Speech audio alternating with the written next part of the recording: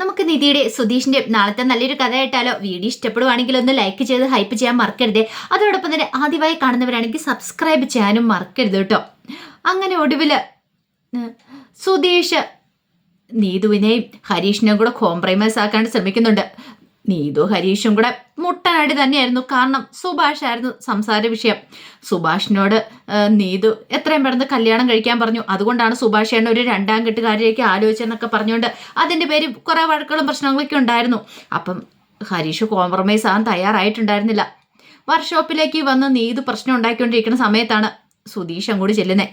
ഒടുവിൽ അവരുടെ രണ്ടുപേരുടെയും വഴക്ക് കണ്ടു കഴിഞ്ഞപ്പോഴത്തേനും സുധീഷ് പറഞ്ഞു, നിങ്ങളിങ്ങനെ പരസ്പരം വഴക്കടിച്ചിട്ട് കാര്യമുണ്ടോ? അത് കേട്ടപ്പോൾ ഹരീഷ് പറഞ്ഞു, സുധീഷേണ്ണ ഇതിനകത്ത് ഇടപെടണ്ട. ഇവൾക്ക് പറയാൻ കൊള്ളുന്ന കാര്യമാണോ ഇവള് പറഞ്ഞത്? പാവ സുഭാഷേണ്ണ എന്ത് വിചാരിച്ചു കാണും? എനിക്ക് കല്യാണം കഴിക്കാൻ തോന്നിയിട്ട് ഞാൻ ഇവളെ കൊണ്ട് പറയിപ്പിച്ചാന്ന് വിചാരിക്കില്ലേ? എനിക്ക് സുഭാഷേണ്ണോട് പറയാൻ പാടില്ലാത്തതുകൊണ്ട്. എന്നാൽ ഇവൾ ഇങ്ങനത്തെ ഒരു കാര്യങ്ങളൊക്കെ പറയാൻ കൊള്ളാവോ? അതും സുഭാഷേണ്ണോട് പോയി. അത് പോട്ടെ, കഴിഞ്ഞു പോയ കാര്യമല്ലേ. സുഭാഷേണ്ണ അതുകൊണ്ട് എന്താ? നല്ലൊരു ആലോചന വന്നില്ലെന്ന് ചോദിച്ചു. എന്തേ സുധീഷാണ് ഇതിനകത്ത് ഇടപെടണ്ട. ഇവളും ഞാനുമായിട്ട് സെറ്റ് ആവത്തില്ല. ഒന്ന് പറഞ്ഞ് രണ്ടാമത്തേന് ഇവൾക്ക് ദേഷ്യം വരും. ഫോൺ വിളിക്കുമ്പം എടുത്താൽ കുഴപ്പം, എടുത്തില്ലേ പ്രശ്നം. അപ്പോഴേക്കും നീതു പറഞ്ഞു, എൻ്റെ ഭാഗത്തുനിന്ന് സുധീഷാണെന്ന് ചിന്തിക്കണം. ഞാൻ എന്ത് തെറ്റാ ചെയ്തേ? വീട്ടിൽ ഞാൻ എത്രമാത്രം ടോർച്ചറിങ് അനുഭവിക്കുന്നുണ്ടെന്നറിയാവോ? അമ്മയാണെങ്കിലും എൻ്റെ ഏട്ടനാണെങ്കിലും അച്ഛനാണെങ്കിലും എന്നെ ചീത്ത പറയും. അമ്മയുടെ കയ്യിൽ നിന്ന് എത്ര തല്ലുണ്ടെന്നറിയാവോ ഈ ഹരീഷേൻ്റെ കാര്യത്തിൽ ഞാൻ. എന്നിട്ട് ഞാനവിടെ പിടിച്ച് നിൽക്കുന്നുണ്ട്. എത്ര നാൾ എനിക്ക് അവിടെ നിൽക്കാൻ പറ്റും?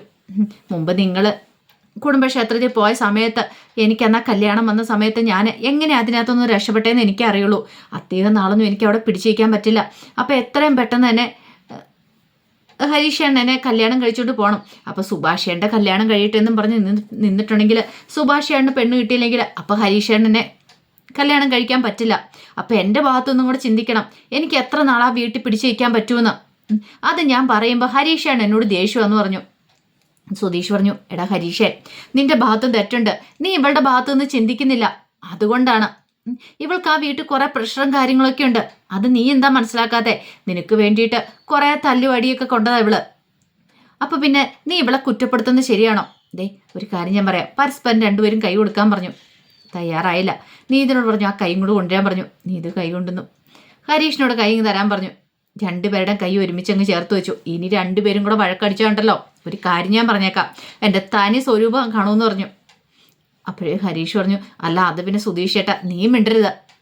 ഇനി നീ വഴക്കുണ്ടാക്കിയേക്കല്ല, വിളിച്ചിട്ടുണ്ടെങ്കിൽ ഫോൺ എടുക്കണം. നീത് പറഞ്ഞു, ഞാൻ എത്ര വട്ടം വിളിച്ചെന്നറിയാവോ? ഒരു തവണ പോലും എടുത്തില്ല എന്ന് പറഞ്ഞു. അത് ഇവളുടെ വായിലെ നാക്കും കൊണ്ടാ. പോട്ടെ സാരമില്ല, ഇനി അതിനെക്കുറിച്ച് പറഞ്ഞ് വഴക്കിട്ടേക്കല്ലെന്ന് പറഞ്ഞു. അപ്പോഴേക്കുമാണ് സുധീഷിൻ്റെ ഫോണിലേക്ക് കോൾ വരുന്നത്. നോക്കിയപ്പോൾ ഗായത്രിയാ. ഓഹ് ഇവളെന്തിനാ പോലും ഈ സമയത്ത് വിളിക്കുന്നത്? പെട്ടെന്ന് കോൾ അറ്റൻഡ് ചെയ്തും കൂടെ മാറിയിട്ട്, എന്താ പറകായോ? അതെ സുധീഷേടൻ തിരക്കിലാണോ? എന്താ? എനിക്ക് സുധീഷേടനൊന്ന് കാണണം. കാണാനോ? ഇപ്പോഴോ? അതെ സുധീഷേടൻ പറയണ സ്ഥലത്തേക്ക് ഞാൻ വരാം. ശരി ശരി എങ്കിൽ നീ നിൽക്ക് എന്ന് പറഞ്ഞ് വീടിനപ്പുറത്തുള്ള ഒരു സ്ഥലം പറഞ്ഞു കൊടുക്കുകയാണ്. അതെ എങ്കിൽ ശരി ഞാൻ ഇറങ്ങിയേക്കുക. പറഞ്ഞു ഓർമ്മയുണ്ടല്ലോ, ഇനി വഴക്കടിച്ചോ കണ്ടേക്കല്ലെന്നും പറഞ്ഞുകൊണ്ട് ഒരു ഉപദേശമൊക്കെ കൊടുത്തിട്ട് സുധീഷ് അവിടെ നിന്ന് ഇങ്ങോട്ട് പോകുന്നേ. ചെന്നപ്പോഴത്തേനും ഗായത്രി റോഡ് സൈഡിൽ നിൽക്കുന്നുണ്ടായിരുന്നു. സുധീഷ് ചോദിച്ചു, എന്താ അത്യാവശ്യമായിട്ട് കാണണമെന്ന് പറഞ്ഞേ? ഒന്നുമില്ല. അല്ല എന്നെ കാണണമെന്നൊന്നും ഇല്ലേ? ഫോൺ വിളിക്കുമ്പോൾ ഇങ്ങനെയൊന്നും അല്ലല്ലോ. എന്ത് നല്ല സംസാരം കാര്യങ്ങളൊക്കെയാ. നേരിട്ട് കാണുമ്പോൾ ആകെപ്പാടൊരു വല്ലാത്തൊരു വെപ്രാളമൊക്കെ. അത് പിന്നെ എനിക്ക് പെണ്ണുങ്ങളോട് അത്ര നേരിട്ട് ഇങ്ങനെ സംസാരിച്ച് അത്ര പരിചയം കാര്യങ്ങളൊന്നും ഇല്ല. ഒരു നേരിട്ട് സംസാരിക്കുമ്പോൾ ഒരു ചമ്മലാന്ന് പറഞ്ഞു. ശരി ആയിക്കോട്ടെ. ഇന്നത്തെ ദിവസം ഏതാണെന്നറിയാവോ? ഇന്നെന്താ ബുധനാഴ്ച. അല്ല ഇന്നത്തെ ദിവസത്തിൻ്റെ പ്രത്യേകത എന്താണെന്നറിയോ? അത് പിന്നെ എന്താ ഇപ്പം? അതെ ഇന്നെൻ്റെ ബർത്ത്ഡേ ആന്ന് പറഞ്ഞു. ആണോ? ആഹാ ഹാപ്പി ബർത്ത്ഡേ എന്ന് പറഞ്ഞു. അതെ വൈകുന്നേരം വീട്ടിലൊരു പാർട്ടി ഉണ്ട്, എൻ്റെ ഫ്രണ്ട്സ് എല്ലാവരും കൂടെ, ഞങ്ങൾ മാത്രമായിട്ട്. അപ്പം സുധീഷ് ഏട്ടൻ വരുമോയെന്ന് ചോദിച്ചു. വൈകുന്നേരമാണ്. അതെ വൈകുന്നേരം വീട്ടിലേക്ക് വരുമോ? അതിന് എനിക്ക് വീടറിയില്ലല്ലോ. അതൊക്കെ ഞാൻ പറഞ്ഞുതരാം. വരുമോയെന്ന് ചോദിച്ചു. ശരി ഞാൻ വരാമെന്നൊക്കെ പറഞ്ഞു. അങ്ങനെ അവളും കൂടെ പോയി കഴിഞ്ഞപ്പോൾ ദൈവമേ ഇത് കുരിശായല്ലോ എന്ന് ഓർത്തു. വേണ്ടിയിരുന്നില്ല. ശരിക്കും പറഞ്ഞാൽ നിധിയെ സ്വന്തമാക്കാൻ വേണ്ടിയിട്ടാണ് ഇവളോട് അഭിനയിക്കുന്നത്. കാരണം നിധിയുടെ മനസ്സിലൊരു പൊസസീവ്നെസ് ഒക്കെ ഉണ്ടാക്കാൻ വേണ്ടിയിട്ട്. പക്ഷെ ഇപ്പോഴാണ് ഇവള് സീരിയസ് ആണെന്നാ തോന്നുന്നത്. ദൈവമേ തനിക്ക് ഇവളോട് സ്നേഹമുണ്ടെന്ന് ഇവള് തെറ്റിദ്ധരിച്ചിരിക്കുകയെന്ന് തോന്നുന്ന ഒരു ചിന്തയോട് കൂടിയിട്ടാണ് സുധീഷ് വീട്ടിലേക്ക് വരുന്നത്. വൈകുന്നേരം ആയി കഴിഞ്ഞപ്പോൾ നിധി ഓഫീസിൽ നിന്ന് വരുവാണ്. അപ്പം സുധീഷും നികേഷും കൂടെ ഫോണിൽ ഗെയിം കളിച്ചുകൊണ്ട് കിടക്കുക.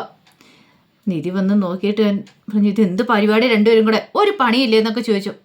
അപ്പോഴേക്കും നികേഷ് പറഞ്ഞു ഗെയിം കളിക്കുമായിരുന്നു. മനസ്സിലായി. എടാ നികേഷേ ഇന്നൊരു കാര്യം ഉണ്ടായിരുന്നു പറഞ്ഞു. എന്ത് കാര്യം? അപ്പോഴേക്ക് സുധീഷ് പറഞ്ഞു അതെ ഒരു കാര്യം ചെയ്യാം വന്നല്ലേ ഒരു ചായ ഇട്ടുകൊണ്ട് ഞാൻ പറഞ്ഞു. ചായ? ഓഫീസിൽ നിന്ന് ഞാൻ മടുത്തിപ്പോൾ വന്നാ. സുധീഷ് ഇവിടെ വെറുതെ ഗെയിം കളിച്ചോണ്ടിരിക്കുവായിരുന്നല്ലോ. സുധീഷിനൊരു ചായ ഇട്ടാലെന്താ? ചായ ഇട്ടുകൊണ്ട് ഞങ്ങൾക്ക് തന്നാൽ എന്താന്നൊക്കെ ചോദിച്ചു. അപ്പോഴേക്കും നികേഷ് പറഞ്ഞു അതൊക്കെ പോട്ടെ, നിധി അടുത്തി പറയാൻ വന്ന കാര്യം എന്താ വെച്ചാൽ പറ. അതെ എടാ ഇന്ന് എൻ്റെ ഓഫീസിൽ എനിക്കൊരു പ്രോജക്റ്റ് കിട്ടിയിട്ടുണ്ടായിരുന്നു. അത് നല്ല രീതിയിൽ തന്നെ ഞാൻ പ്രസൻറ്റ് ചെയ്തു. ഞങ്ങളുടെ സാറിനത് ഭയങ്കരമായിട്ട് ഇഷ്ടപ്പെട്ടെന്ന് പറഞ്ഞു. ആണോ? അതുകൊണ്ട് ഇന്നലെ സാറ് ഒരു കോഫി കുടിക്കാൻ വേണ്ടിയിട്ട് വിളിച്ചെന്ന് പറഞ്ഞു. കോഫി കുടിക്കാൻ? അതേന്നെ, ആ ബീച്ചിൻ്റെ അടുത്തോട്ടുള്ള കോഫി ഹൗസില്ലേ അവിടേക്ക് വിളിച്ചിട്ടുണ്ടായിരുന്നു പറഞ്ഞു. ആഹാ അത് കൊള്ളാലോ എന്നൊക്കെ നികേഷ് പുകഴ്ത്തി പറയാണ് നിധിയെ. അത് കേട്ട് കഴിഞ്ഞപ്പോൾ സുധീഷിന് ഇഷ്ടപ്പെട്ടില്ല. പിന്നെ കോഫി കുടിക്കാൻ വിളിച്ചു പോലും, വലിയ കഥയായി. ഒരു കോഫി കുടിക്കാൻ വിളിക്കുന്നല്ലേ എത്ര വലിയ കഥ. നിധി പറഞ്ഞു എനിക്കിത് വലിയ കഥ തന്നെയാന്ന് പറഞ്ഞു. പിന്നെ കോഫി കുടിക്കാൻ ഇന്നേ ഗായുവിൻ്റെ ബർത്ത്ഡേയാ, വൈകുന്നേരം എന്നെ വിളിച്ചിട്ടുണ്ടെന്ന് പറഞ്ഞു. അത് കേട്ടപ്പോൾ നികേഷ് ഇങ്ങനെ നോക്കി. ആഹാ കൊള്ളാലോ എന്ന് പറഞ്ഞു. പിന്നല്ലാതെ എന്നെ ഗായത്രി വിളിച്ചിട്ടിരിക്കുക വൈകുന്നേരം പോകണമെന്നൊക്കെ പറഞ്ഞു. ദേഷ്യത്തോടു കൂടി നിധി ഒന്ന് നോക്കിയിട്ട് അങ്ങോട്ട് കയറിപ്പോയി. കുറച്ച് കഴിഞ്ഞപ്പോൾ ചായ വെച്ചിട്ട് നികേഷിനെ കൊണ്ടു കൊടുത്തു. അപ്പോഴേക്കും നിധിയെ കാണിക്കാൻ വേണ്ടിയിട്ട് സുധീഷ് അകത്തേക്ക് പോയിട്ട് 2-3 ഡ്രസ്സൊക്കെ എടുത്തുകൊണ്ട് വന്ന് നികേഷിനെ കാണിച്ചിട്ട് ചോദിച്ചു ഇതിനകത്ത് ഏതാടാ നല്ലതെന്ന് ചോദിച്ചു. എനിക്കൊന്നും ഇഷ്ടപ്പെട്ടില്ല എന്ന് പറഞ്ഞു. മനസ്സിലായി നിനക്ക് അസൂയല്ലേന്ന് ചോദിച്ചു. അങ്ങനെ അകത്തേക്ക് പോയി നല്ലൊരു അടിപൊളി ഷർട്ടൊക്കെ ഇട്ടുകൊണ്ട് വന്നു. അത് നിധി വാങ്ങിച്ചു കൊടുത്തായിരുന്നു. എങ്ങനെയുണ്ട് ഇത് കൊള്ളാമല്ലേന്ന് ചോദിച്ചു. ഇതിട്ടുകൊണ്ട് വേണം ഇന്ന് അവളുടെ ബർത്ത്ഡേ ആഘോഷിക്കാൻ പോകാൻ. നിധി രൂക്ഷമായിട്ടൊന്ന് നോക്കിയിട്ട് മൈൻഡ് ചെയ്യാതെ അങ്ങോട്ട് കയറിപ്പോയി. അതിനുശേഷം പെർഫ്യൂമിൻ്റെ ബോട്ടിൽ എടുത്തുകൊണ്ട് വന്ന് അടിമുടി അങ്ങോട്ട് പെർഫ്യൂം അടിക്കുവാണ്. നികേഷ് ചോദിച്ചു എന്തിനാ സുധീഷായിട്ട് എത്ര പെർഫ്യൂം അടിക്കുന്നത്? പിന്നെ നമ്മളവിടെ ചെന്ന് കഴിയുമ്പോൾ അടിപൊളിയായിട്ട് വേണ്ടേന്ന് ചോദിച്ചു. എങ്കിൽ ശരി ഞാൻ പോയിട്ട് വരാം, ഇപ്പം എന്നെ കണ്ടാൽ നല്ല സുന്ദരനല്ലേ സ്മാർട്ടല്ലേ എന്നൊക്കെ ചോദിച്ചു. അത് കേട്ടോണ്ടാണ് നിധി വരുന്നത്. നിധി നികേഷിനെ നോക്കി. നികേഷ് പറഞ്ഞു സുധീഷാണ് വേറൊരു പണിയില്ലേ, ഒന്ന് പോയി തരാമെന്ന് ചോദിച്ചു. ഒടുവിൽ സുധീഷ് കാറിൻ്റെ കീയൊക്കെ കയ്യിലിട്ട് കറക്കി അങ്ങോട്ട് ഇറങ്ങി പോവുകയാണ്. നിധിക്ക് നല്ല ദേഷ്യ സങ്കടം വരുന്നുണ്ടായിരുന്നു. അത് സുധീഷ് മനസ്സിലാവുകയും ചെയ്തു. അവൾക്ക് സങ്കടം വരാൻ തുടങ്ങിയിട്ടുണ്ട്, അതിനർത്ഥം അവൾ തന്നെ ഇഷ്ടപ്പെടാൻ തുടങ്ങിയെന്നാണ്. അങ്ങനെ ഒടുവിൽ സുധീഷ് ഗായത്രി പറഞ്ഞനുസരിച്ച് ലൊക്കേഷനൊക്കെ ഇട്ട് കൊടുത്തിട്ടുണ്ടായിരുന്നു. അവിടേക്ക് ചെല്ലുമ്പോൾ ഗായത്രിയുടെ കുറച്ച് ഫ്രണ്ട്സ് ആൺ സുഹൃത്തുക്കളും പെൺ സുഹൃത്തുക്കളൊക്കെ ഉണ്ടായിരുന്നു. അപ്പോൾ കേക്കൊക്കെ സെറ്റ് ചെയ്ത് വെച്ചിരിക്കുമായിരുന്നു. ഗായത്രി ചോദിച്ചു ഇതെന്താ സുധീഷായിട്ട് എത്ര താമസിച്ചെന്ന് ചോദിച്ചു. പിന്നീട് സുധീഷിനെ പരിചയപ്പെടുത്തുകയാണ്. ഇതാണ് എൻ്റെ ബോയ് ഫ്രണ്ട് എന്ന് പറഞ്ഞുകൊണ്ട്. സുധീഷ് ഞെട്ടിപ്പോയി. ശരിക്കും ബോയ് ഫ്രണ്ടോ? എൻ്റെ ദൈവമേ. എല്ലാവരും കൂടെ കൈയടിച്ചു. എങ്കിലിനി താമസിക്കേണ്ട, കേക്ക് കട്ട് ചെയ്യാന്ന് പറഞ്ഞു. കേക്ക് കട്ട് ചെയ്യുന്ന സമയത്ത് സുധീഷിനെ കൂടെ വിളിക്കണം. സുധീഷ് പറഞ്ഞു വേണ്ട ഗായത്രി കട്ട് ചെയ്തു. രണ്ടുപേരും കൂടെ ഒരുമിച്ച് പിടിച്ച് കട്ട് ചെയ്യണം, അതാണ് നല്ലതെന്ന് പറഞ്ഞു ഫ്രണ്ട്സൊക്കെ. അങ്ങനെ സുധീഷിന് വേറെ നിവൃത്തി ഉണ്ടായിരുന്നില്ല. സുധീഷ് കൂടെ നിന്ന് കേക്ക് കട്ട് ചെയ്തു. ആദ്യം സുധീഷിനാണ് കൊടുക്കണത്. അങ്ങനെ അതിനെല്ലാം ശേഷം ഫ്രണ്ട്സൊക്കെ ഗിഫ്റ്റ് കൊടുത്തു കഴിഞ്ഞപ്പോഴത്തേനും ഫ്രണ്ട്സിൽ ഒരാൾ ചോദിച്ചു അല്ല ചേട്ടൻ ഗിഫ്റ്റ് ഒന്നും കൊടുക്കണില്ലേന്ന് ചോദിച്ചു. സുധീഷ് പെട്ടെന്ന് എന്ത് ചെയ്യണമെന്ന് അറിയില്ലാതെ വല്ലാത്തൊരവസ്ഥയിൽ നിൽക്കുകയാണ്. ആഹാ ഇത് കൊള്ളാലോ, കാമുകിയുടെ ബർത്ത്ഡേക്ക് വന്നിട്ട് ഗിഫ്റ്റ് ഒന്നും ഇല്ലാതെയാണോ വന്നിരിക്കണമെന്ന് ചോദിച്ചു. എല്ലാവരും കൂടെ ചുറ്റുന്ന് ഗായത്രിയെ കളിയാക്കുവാണ്. സുധീഷ് നോക്കി കഴിഞ്ഞപ്പോൾ അവിടെ ഒരു ബൊക്കെ ഇരിക്കുന്നത് കണ്ടു. റോസപ്പൂവും കൊണ്ട് ഉണ്ടാക്കിയ. പെട്ടെന്ന് സുധീഷ് പോയി അതിനകത്തുനിന്ന് നല്ലൊരു റോസപ്പൂവും കൊടുത്തു. ഹാപ്പി ബർത്ത്ഡേ എന്ന് പറഞ്ഞുകൊണ്ട് അത് ഗായത്രിക്ക് കൊടുക്കുകയാണ്. ഗായത്രിക്ക് ഭയങ്കര സന്തോഷമായി. സുധീഷിൻ്റെ കണ്ണുകളിലേക്ക് നോക്കി. ഗായത്രിക്കാണെങ്കിൽ സുധീഷിന് അത്രയ്ക്ക് ഇഷ്ടമാണ് താനും. അപ്പം ചുറ്റുന്ന് കൂടുന്ന ഫ്രണ്ട്സൊക്കെ വിചാരിച്ചുകൊണ്ടിരിക്കുന്നത് അവർ തമ്മിൽ കാമുകന്മാരാന്നാ. സുധീഷിനാണെങ്കിൽ എന്ത് ചെയ്യണമെന്ന് അറിയത്തില്ല. അങ്ങനെ ബർത്ത്ഡേ കേക്ക് കട്ട് ചെയ്ത് കഴിഞ്ഞപ്പോഴത്തേനും അടുത്തതിന് പാർട്ടിയും കാര്യങ്ങളാണ്. അപ്പോൾ കൂടെയുള്ള ഫ്രണ്ട്സൊക്കെ ബിയർ പൊട്ടിക്കുന്ന കണ്ടപ്പോഴത്തേനും ഒരു നിമിഷം സുധീഷ് ഒന്ന് ഞെട്ടിപ്പോയി. സുധീഷിനെയും വിളിച്ചു. സുധീഷ് ചോദിച്ചു അല്ല ഈ ബിയറൊക്കെ ഇതൊക്കെ പാർട്ടി എൻജോയ് ചെയ്യാനുള്ളതല്ലേ എന്ന് ചോദിച്ചു. സുധീഷിൻ്റെ സർവർ ഇല്ലേ പോയി. എങ്ങനെയെങ്കിലും അവിടെ നിന്ന് രക്ഷപ്പെട്ടാൽ മതിയെന്നും ഉണ്ടായിരുന്നുള്ളൂ. പെട്ട അവസ്ഥയിലായി ഇപ്പോൾ സുധീഷ്. അപ്പോൾ അതിൻ്റെ കഥകളൊക്കെ കാണുന്നത്. ഇതിൻ്റെ ബാക്കി വിശേഷങ്ങളുമായിട്ട് നാളെ ഉച്ചയ്ക്ക് വരാട്ടോ. മറക്കാതെ എല്ലാവരും കയറി കാണാൻ ശ്രമിക്കണേ. ഒരിക്കൽ കൂടി എല്ലാവർക്കും ശുഭദിനം നേർന്നുകൊണ്ട് നിർത്തുന്നു. നന്ദി.